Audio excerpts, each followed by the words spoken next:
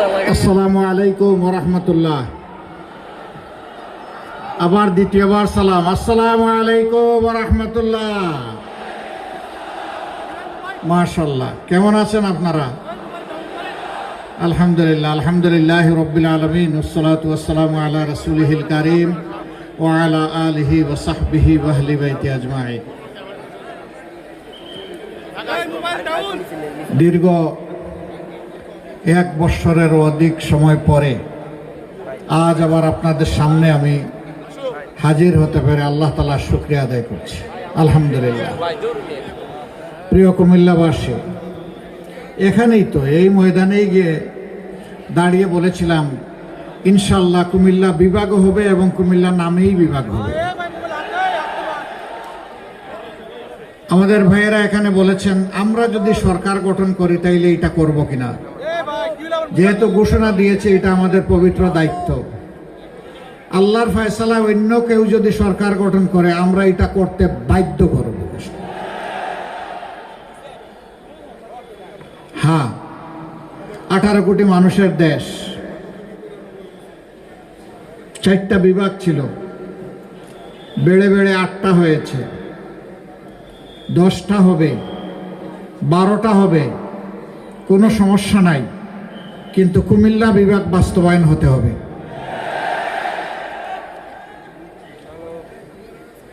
দুই নম্বর বিমানবন্দরের কথা বলা হয়েছে। এখানে একটা ইপিজেড আছে।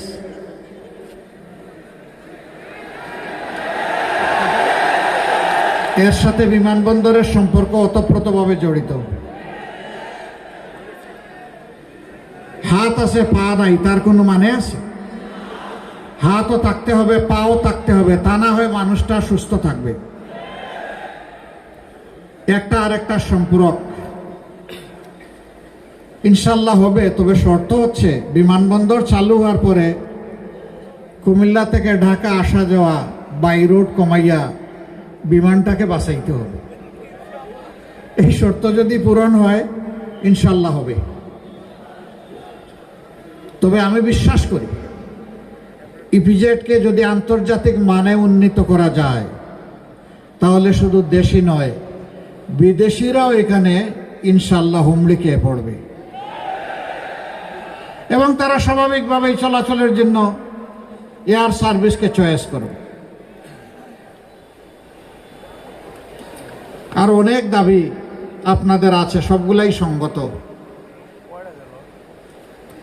আমরা একটাই কথা দিচ্ছি, আমরা কোনো এলাকাকে কোনো নামের কারণে, পূর্ব কোনো অযৌক্তিক ধারণার কারণে আমরা অবশ্যই তাদের হক থেকে বঞ্চিত করব না ইনশাআল্লাহ।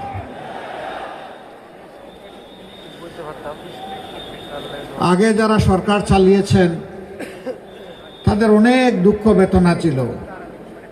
কার বিরুদ্ধে? ভাই বলছেন কুমিল্লার বিরুদ্ধে। ছিল না কার বিরুদ্ধে একটু বলতে পারবেন আমাকে?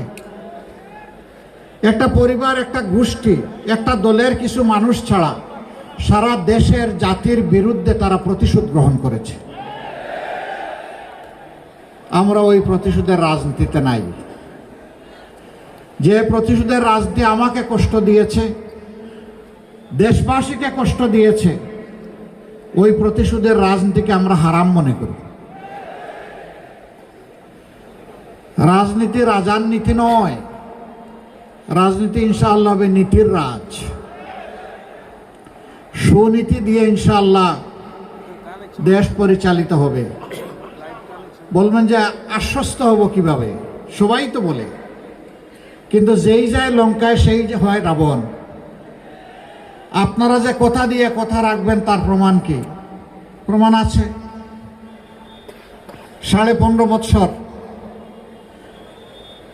সমস্ত বিবেকবান বাংলাদেশি নাগরিক, বিশ্বের বিবেকবান মানুষ স্বীকার করতে বাধ্য হবেন এই সময়কালে পুরোটা সময় জুড়ে সবচাইতে মজলুম দলের নাম হচ্ছে বাংলাদেশ জামাত ইসলামী। আর কোন দলের সিরিয়ালি ক্রমিক ধরে 1 থেকে 11 সিনিয়র নেতাকে খুন করা হয় নাই। আর কোন দলের অফিস মাসের পর মাস, বৎসরের পর বৎসর তালাবদ্ধ করে রাখা হয় নাই। আর কোন দলের নিবন্ধন কেড়ে নেওয়া হয় নাই। আর কোনো দলের প্রতীককে হজম করার চেষ্টা করা হয় নাই, আর কোনো দলকে বেদিশা হয়ে শেষ পর্যন্ত নিষিদ্ধ ঘোষণা করা হয় নাই। আর কোনো দল বলতে পারবে না তাদের একজন নেতার বাড়িও বুলডোজার দিয়ে ভাঙ্গা হয়েছে। এটি একমাত্র জামাত ইসলামী। মাত্র 30% টাকায় জমির মালিক হয়ে নতুন বাংলাদেশের গড়ে তোলার স্বপ্ন দেখা বাংলা বসতি। ঘুম কমিশনের রিপোর্ট দেখেছেন। আমরা কথা কম বলি আর সবর বেশি করার চেষ্টা করি। এই রিপোর্টে উঠে এসেছে সবচেয়ে বেশি গুমের শিকার হয়েছে বাংলাদেশ জামাত ইসলামীর লোকেরা। এত কিছুর পর আল্লাহ রাব্বুল আলামিন শহীদানের রক্ত আর মজলুম জনগণের চোখের পানি কবুল করে আমাদের বুকের সন্তান যুব সমাজের নেতৃত্বে 24 আগস্টের বিপ্লব যখন সফল হলো, যেটাকে আমরা 36 জুলাই বলে থাকি, সেদিন প্রথমেই আমরা উচ্ছ্বাস প্রকাশ করলাম না, আমরা মিছিলে উত্তাল হলাম না, স্লোগান দিলাম না, আমরা আল্লাহ তাআলার এই নিয়ামতের জন্য সেজদায় পড়ে শুকরিয়া আদায় করলাম। তারপরেই দেশবাসীকে ভাঙ্গা বিধ্বস্ত অফিসে দাঁড়িয়ে আমরা জানিয়ে দিলাম আমরা কারো উপর থেকে প্রতিশোধ গ্রহণ করব না। তবে যারা ভিকটিম এবং ভিকটিম ফ্যামিলি, তারা যদি ন্যায় বিচারের জন্য আদালতের আশ্রয় নেন, আমরা তাদেরকে সর্বাত্মক সহযোগিতা করব, কিন্তু আইন আমরা হাতে তুলে নেব না। আমরা কথা দিলাম আর্থিকভাবে আমাদের চাইতে ক্ষতিগ্রস্ত আর কেউ হয় নাই, কিন্তু তাই বলে আমরা কারো কাছ থেকে চাঁদা নেব না, চাঁদাবাজি করব না। কারণ চাঁদা ভিক্ষার চাইতেও নিকৃষ্ট। ভিক্ষা হালাল, কিন্তু চাঁদা হারাম। আমরা কথা দিয়ে কথা রেখেছি। আমরা বলেছিলাম আমরা মামলা দিয়ে নিরীহ মানুষকে হয়রান করব না, মামলা বাণিজ্য করব না। আমরা করি নাই, আমরা আমাদের কথা রেখেছি। আপনারা শুনে অবাক হবেন, সারা দেশে হাজার হাজার লাখ লাখ মামলা আমরা চাইলে করতে পারতাম, খুবই অল্প সংখ্যক মামলা করেছি। এর মধ্যে 8টা মামলায় আসামি মাত্র 1জন করে। কারণ আমরা বলে দিয়েছিলাম একজন নিরীহ নাগরিক যেন আমাদের মামলার আসামি না হয়। দ্বিতীয়জন খুঁজে না পাওয়ার কারণে একজনকে আসামি করা হয়েছে। আমরা জানি না ন্যায় বিচার পাবো কিনা, কিন্তু আমরা নিশ্চিত আদালতে আখেরাতে ন্যায় বিচার পাবো ইনশাআল্লাহ।